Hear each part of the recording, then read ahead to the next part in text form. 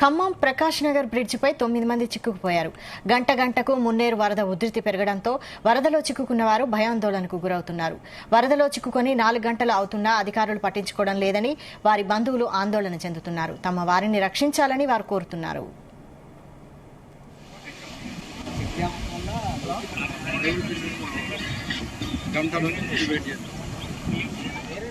ఇదే అంశంపై మరిన్ని డీటెయిల్స్ మా ప్రతినిధి యాకేష్ అందిస్తారు. యాకేష్.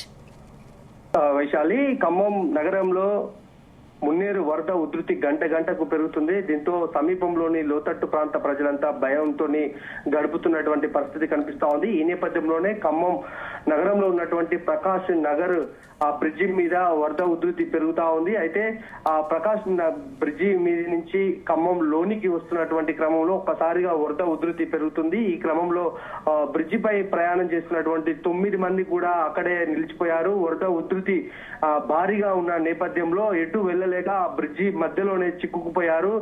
దాదాపు 4 గంటల సమయం అవుతున్నప్పటికీ కూడా వారు అక్కడే ఉన్నటువంటి పరిస్థితి కనిపిస్తా ఉంది. అటు ఇటు కూడా ప్రజలు ఉండి వారిని చూస్తూ ఉండిపోతున్నారు. ఎక్కడ కూడా వారిని కాపాడేందుకు ప్రయత్నం చేస్తున్నప్పటికీ కూడా ఫలించని పరిస్థితి కనిపిస్తా ఉంది. ఎందుకంటే బ్రిడ్జి వద్దకు వెళ్లాలంటే దాదాపుగా వరద ఉధృతి చాలా ఉధృతంగా ప్రవహిస్తుంది. దాదాపు 10 అడుగుల మేర కూడా ఈ రోడ్డును ఆనుకొని ప్రవహిస్తున్నటువంటి నేపథ్యంలో బ్రిడ్జి మీదనే వాళ్ళు సహాయం కోసం ఎదురు చూస్తా ఉన్నారు.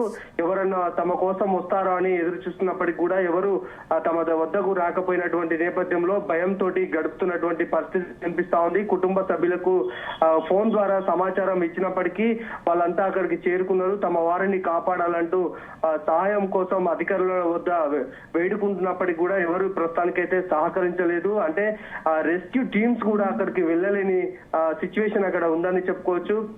మొత్తం చాలా ఉధృతంగా ప్రవర్తిస్తున్నటువంటి నేపథ్యంలో ఎవరైనా సాహసించి వాగులోకి దిగితే వారు కూడా కొట్టుకుపోయే ప్రమాదం ఉన్నటువంటి నేపథ్యంలో రెస్క్యూ టీం కూడా సాహసం చేయట్లేదని చెప్పుకోవచ్చు.